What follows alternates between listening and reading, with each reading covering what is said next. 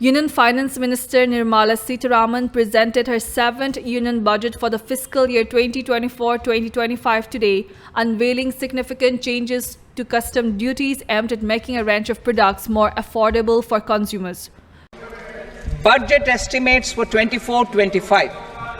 For the year 24-25, total receipts other than borrowings and the total expenditure are estimated at 32.07 lakh crore rupees and 48.21 lakh crore rupees respectively.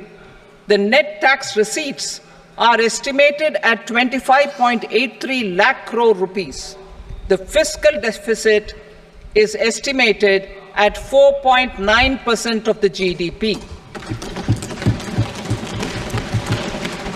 The gross and the net market borrowings through dated securities during 24-25 are estimated at 14.01 lakh crore rupees and 11.63 lakh crore rupees respectively. Both will be less than that in 23-24. The fiscal consolidation path announced by me in 2021 has served our economy very well, and we aim to reach the deficit below 4.5% next year. The government is committed to staying the course. From 2026-27 onwards, our endeavour will be to keep the fiscal deficit each year such that the central government's debt will be on a declining path as percentage of GDP. In the new tax regime, the tax rate structure is proposed to be revised as follows: 0 to 3 lakh rupees, nil; 3 to 7 lakh rupees, 5%; 7 to 10 lakh rupees, 10%; 10 to 12 lakh rupees, 15%; 12 to 15 lakh rupees, 20%; and above 15 lakh rupees, 30%. As a result of these changes, a salaried employee in the new tax regime stands to save up to 17,500 rupees in income tax. For these plans will result in strong spin-off benefits for the economy. Roadmap for hard-to-abate industries. A roadmap for moving the hard-to-abate industries from energy efficiency targets to emission targets will be formulated. Appropriate regulations for transition of these industries from the current perform, achieve, and trade mode to Indian carbon market mode will be put in place. The scheme will be replicated in another 100 clusters in the next phase. Priority 7, infrastructure investment by central government. Significant investment the central government has made over the years in building and improving infrastructure has had a strong multiplier effect on the economy. We will endeavour to maintain strong fiscal support for infrastructure over the next 5 years in conjunction with imperatives of other priorities and fiscal consolidation. This year, I have provided 11,11,111 crore rupees for capital expenditure. This would be 3.4% of our GDP. Private investment in infrastructure. Investment in infrastructure by private sector will be promoted through viability gap funding and enabling policies and regulations. A market-based financing framework will be brought out.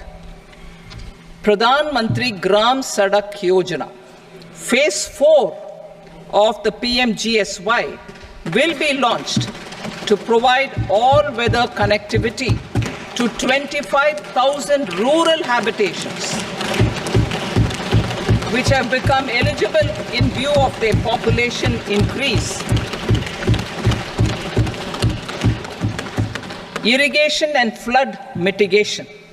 Bihar has frequently suffered from floods, many of them originating outside the country. Plans to build flood control structures in Nepal are yet to progress. Our government, through the Accelerated Irrigation Benefit Program and other sources, will provide financial support for projects with estimated cost of 11,500 crore rupees, such as the Kosi-Michi intra-state link and 20 other ongoing and new schemes, including barrages, river pollution abatement, and irrigation projects. In addition, survey and investigation of Kosi-related flood mitigation and irrigation projects will be undertaken.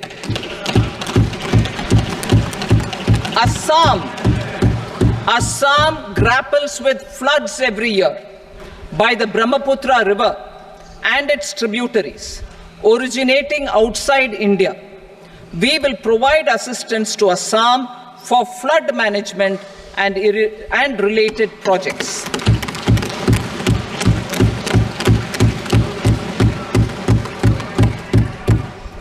Himachal Pradesh suffered extensive losses due to floods last year.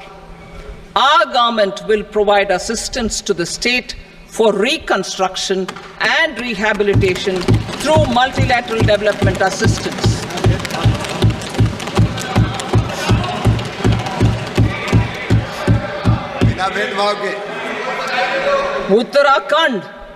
Uttarakhand too suffered losses due to cloudbursts and massive landslides. We will provide assistance to the state.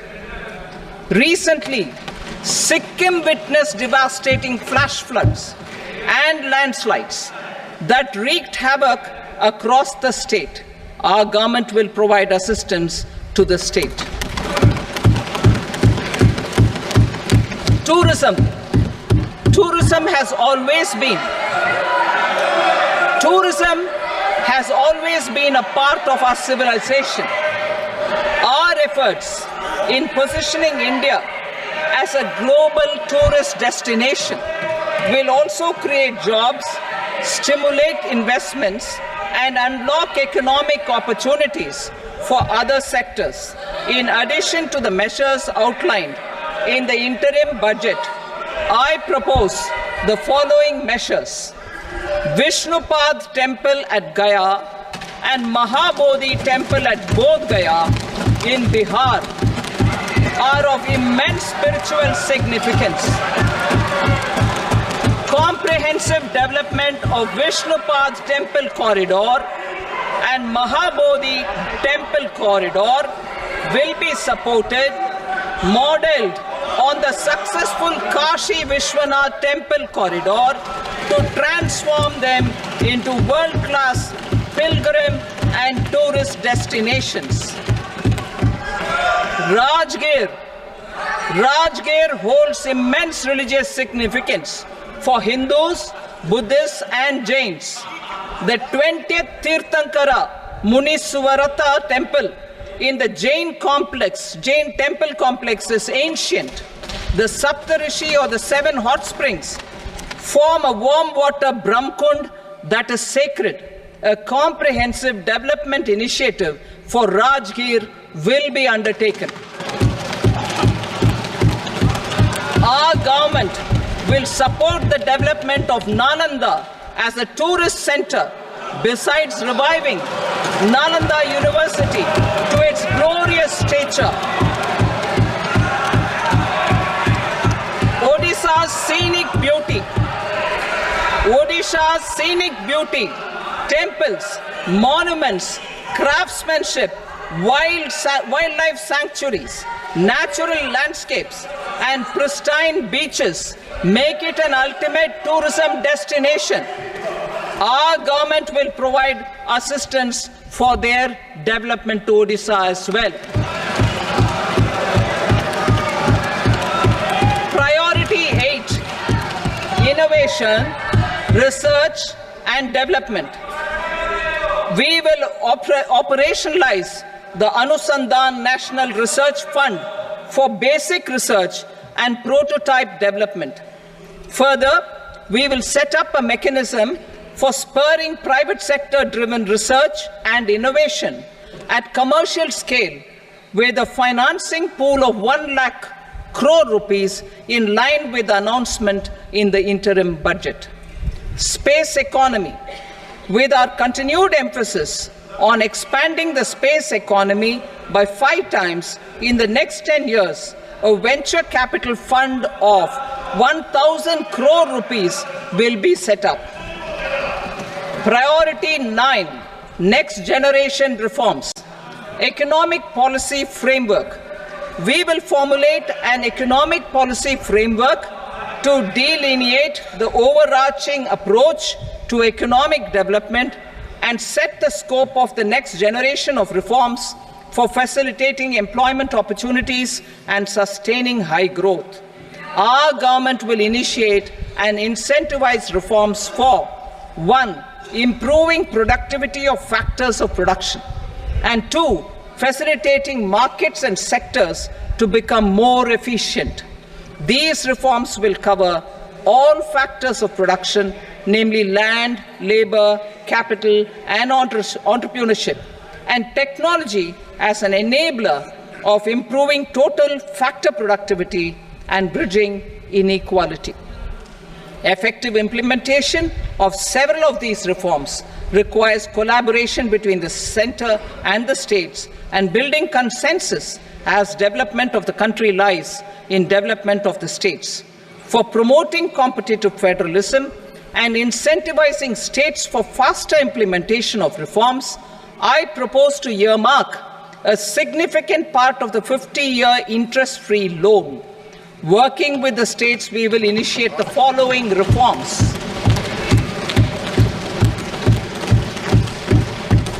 Land-related reforms and actions, both in the rural and urban areas, will cover land administration, will cover 1. Land administration, planning and management, and 2. Urban planning usage and building bylaws. These will be incentivized for completion within the next 3 years through appropriate fiscal support. Rural land-related actions. Rural land-related actions will include 1. Assignment of unique land parcel identification number, UL PIN, or Bhu Aadhaar for all lands. 2. Digitization of cadastral maps. 3. Survey of subdivisions, survey of map subdivisions as per current ownership. 4. Establishment of land registry. And 5. Linking to the farmers registry. These actions will also facilitate credit flow and other agricultural services. Urban land-related actions. Land records in urban areas will be digitized with GIS mapping. An IT-based system for property record administration, updating, and tax administration will be established. These will also facilitate improving the financial position of urban local bodies. Labor-related reforms. Services to labor. Our government will facilitate the provision of a wide array of services to labor, including those for employment and skilling. A comprehensive integration of e-Shram portal with other portals will facilitate such one-stop solution. Open architecture databases for the rapidly changing labor market, skill requirements, and available job roles, and a mechanism to connect job aspirants with potential employers and skill providers will be covered in these services. Shram Suvidha and Samadhan portal. Shram Suvidha and Samadhan portal will be revamped to enhance ease of compliance for industry and trade. Mobile phone and related parts. With a 3-fold increase in domestic production and almost a 100-fold jump in exports of mobile phones over the last 6 years, the Indian mobile industry has matured. In the interest of consumers, I now propose to reduce the BCD on mobile phone, mobile PCBA, and mobile charger to 15%. Critical minerals. Minerals such as lithium, copper, cobalt, and rare earth elements are critical for sectors like nuclear energy, renewable energy, space, defense, telecommunications, and high-tech electronics. I propose to fully exempt customs duties on 25 critical minerals and reduce BCD on 2 of them. This will provide a major fillip to the processing and refining of such minerals and help secure their availability for these strategic and important sectors. Solar energy. Energy transition is critical in the fight against climate change. To support energy transition, I propose to expand the list of exempted capital goods for use in the manufacture of solar cells and panels in the country. Further, in view of sufficient domestic manufacturing capacity of solar gas, glass, and tinned copper interconnect, I propose not to extend the exemption of custom duties provided to them. Marine products. India's seafood exports in the last financial year touched an all-time high of more than 60,000 crores of rupees. Frozen shrimp accounted for about 2/3 of these exports. To enhance their competitiveness, I propose to reduce BCD on certain broodstock, polychaete worms, shrimp, and fish feed to 5%. I also propose to exempt customs duty on various inputs for manufacture of shrimp and fish feed. E-vouchers for this purpose,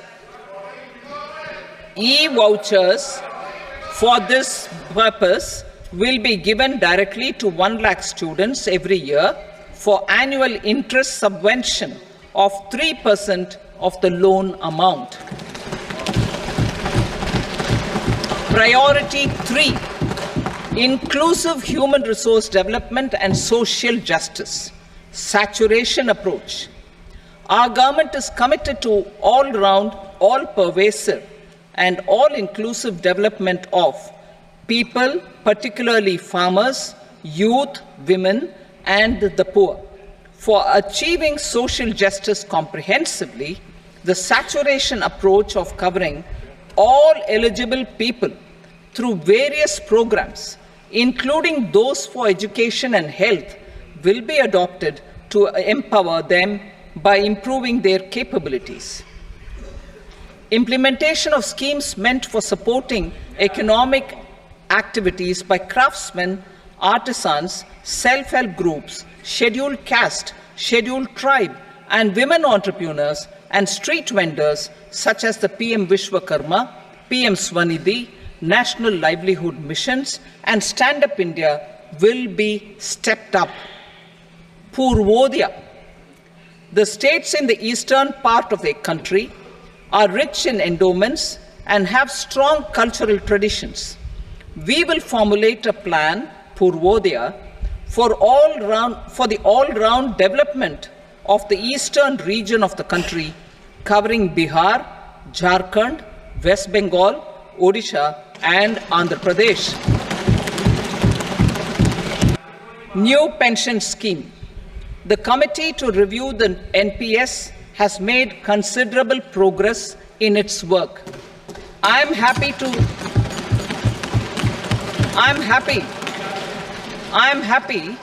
that the staff side of the National Council of the Joint Consultative Machinery for Central Government Employees has taken a constructive approach.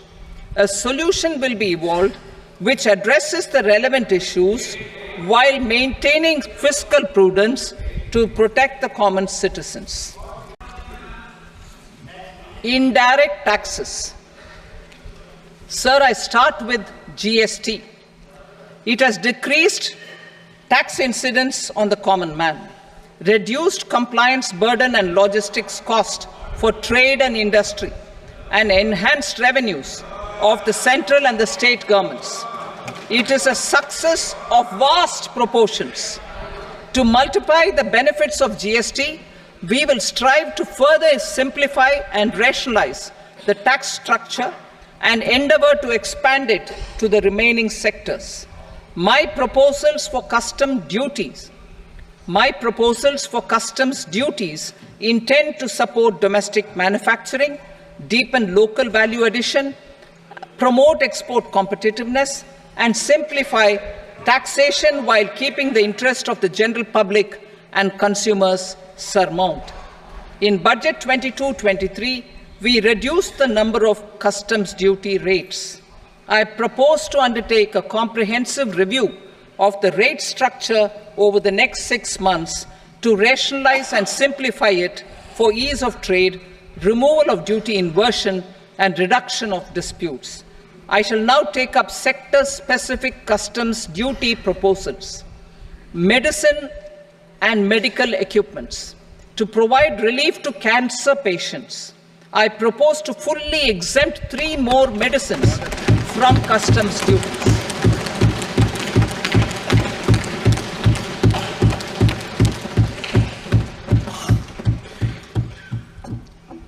I also propose changes in the BCD on X-ray tubes and flat panel detectors for use in medical X-ray machines under the phased manufacturing program so as to synchronize them with the domestic capacity addition. Leather and textile. Similarly, to enhance the competitiveness of exports in the leather and textile sectors, I propose to reduce BCD on real down-filling material from duck or goose. I am also making additions to the list of exempted goods for manufacture of leather and textile garments, footwear, and other leather articles for export. To rectify inversion in duty, I propose to reduce BCD subject to conditions on methylene diphenyl diisocyanate MDI for manufacture of spandex yarn from 7.5 to 5%. Furthermore, the export duty structure on raw hides, skin, and leather is proposed to be simplified and rationalized. Precious metals. To enhance domestic value addition in gold and precious metal jewelry in the country, I propose to reduce customs duties on gold and silver to 6% and that of platinum to 6.4%. Other metals, steel and copper, are important raw materials. To reduce their cost of production, I propose to remove the BCD on ferronickel and blister copper. I am also continuing with nil BCD on ferrous scrap and nickel cathode and concessional BCD of 2.5% on copper scrap. Electronics.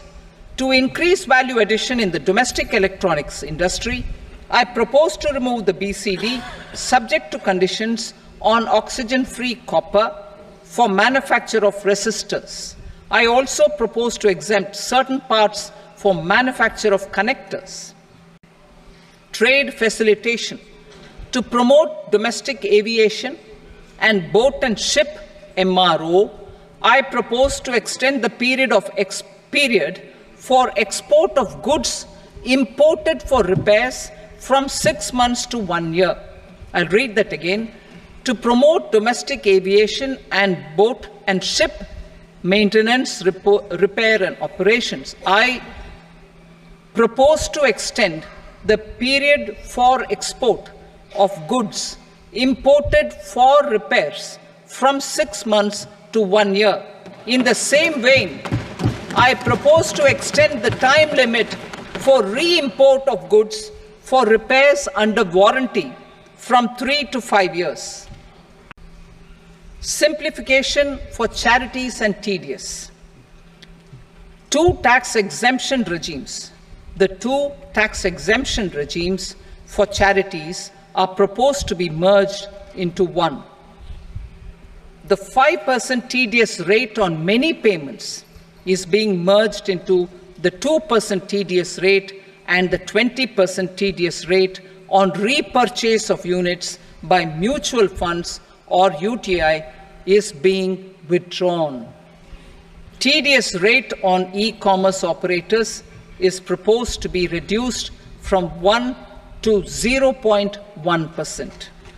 Moreover, credit of TCS is proposed to be given in the TDS to be deducted on salary. Further, I propose to decriminalize delay for payment of TDS up to the due date of filing statement for the same. I also plan to provide a standard operating procedure for TDS defaults and simplify and rationalize the compounding guidelines for such defaults. Simplification and rationalization of capital gains. Capital gains taxation is also proposed to be hugely simplified. Short-term gains on certain financial assets shall henceforth attract a tax rate of 20%, while that on all other financial assets and all non-financial assets shall continue to attract the applicable tax rate. Long-term gains on all financial and non-financial assets, on the other hand, will attract a tax rate of 12.5%. For the benefit of the lower and the middle income classes, I propose to increase the limit of exemption of capital gains on certain financial assets to 1.25 lakh rupees per year. Listed financial assets held for more than a year will be classified as long-term, while unlisted financial assets and all non-financial assets will have to be held for at least 2 years to be classified as long-term. Unlisted bonds and debentures, debt mutual funds, and market-linked debentures, irrespective of holding period, however, will attract tax on capital gains at applicable rates. Taxpayer services. All the major taxpayer services under GST and most services under customs and income tax have been digitalized. All remaining services of customs and income tax, including rectification and order giving effect to appellate orders, shall be digitalized and made paperless over the next 2 years. Litigation and appeals. While our concerted efforts to reduce pendency of appeals at various appellate fora are beginning to show good results, it will continue to engage our highest attention. To dispose of the backlog of first appeals, I plan to deploy more officers to hear and decide such appeals, especially those with large tax effect. For resolution of certain income tax disputes pending in appeal, I am also proposing Vivad Se Vishwas Scheme 2024. Further, I propose to increase monetary limits for filing appeals related to direct taxes, excise, and service tax in the tax tribunals, high courts, and Supreme Court to 60 lakh rupees, 2 crore rupees, and 5 crore respectively. With a view to reduce litigation and provide certainty in international taxation, we will expand the scope of safe harbor rules and make them more attractive. We will also streamline the transfer pricing assessment procedure. Employment and investment. I have a few proposals to promote investment and foster employment. First of all, to bolster the Indian startup ecosystem, boost the entrepreneurial spirit, and to support innovation, I propose to abolish the so-called angel tax for all classes of investors. Second, there is tremendous potential for cruise tourism in India. to give a fillip to this employment-generating industry, I am proposing a simpler tax regime for foreign shipping companies operating domestic cruises in the country. Third, India is a world leader in the diamond cutting and polishing industry, which employs a large number of skilled workers. To further promote the development of this sector, we would provide for safe harbor rates for foreign mining companies selling raw diamonds in the country. Fourth, to attract foreign capital for our development needs, I propose to reduce the corporate tax rate on foreign companies from 40 to 35%. Deepening the tax base. I have a couple of proposals for deepening the tax base. First, security transaction tax on futures and options of securities is proposed to be increased to 0.02% and 0.1% respectively. Second, for reasons of equity, I propose to tax income received on buyback of shares in the hands of recipients. Other proposals. To improve social security benefits, deduction of expenditure by employers towards NPS is proposed to be increased from 10 to 14% of the employee's salary. Similarly, deduction of this expenditure up to 14% of salary from the income of employees in private sector, public sector banks and undertakings opting for the new tax regime is proposed to be provided. Indian professionals working in multinationals get ESOPs and invest in social security schemes and other movable assets abroad. Non-reporting of such small foreign assets has penal consequences under the Black Money Act. Such non-reporting of movable assets up to 20 lakh rupees is proposed to be depenalized. Other major proposals in the finance bill relate to withdrawal of equalization levy of 2%, expansion of tax benefits to certain funds and entities in IFSCs, and immunity from penalty and prosecution to Benamidar on full and true disclosure so as to improve conviction under the Benami Transaction Prohibition Act 1988. Personal income tax. Coming to personal income tax rates, I have two announcements to make for those opting for the new tax regime. First, the standard deduction for salaried employees is proposed to be increased from 50,000 to 75,000 rupees.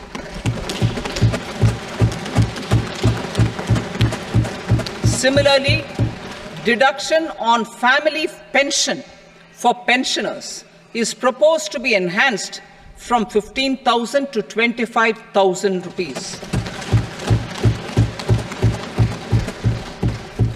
This will provide relief to about 4 crore salaried individuals and pensioners.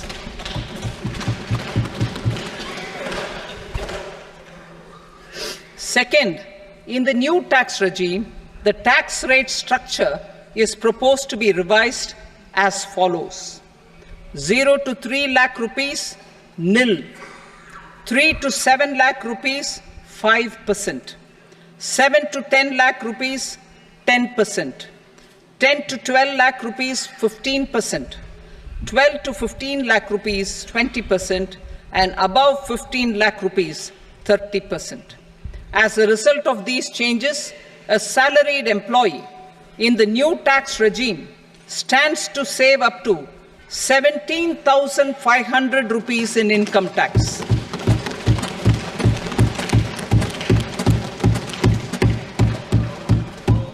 Apart from these, I am also making some other changes as given in the annexure. As a result of these proposals, revenue of about 37,000 crore, that is 29,000 crore in direct taxes and 8,000 crore in indirect taxes, will be foregone, while revenue of about 30,000 crore rupees will be additionally mobilized. Thus, the total revenue foregone is about 7,000 crores annually. Mr. Speaker, sir, with this, I commend the budget to this august House. Jai Hind.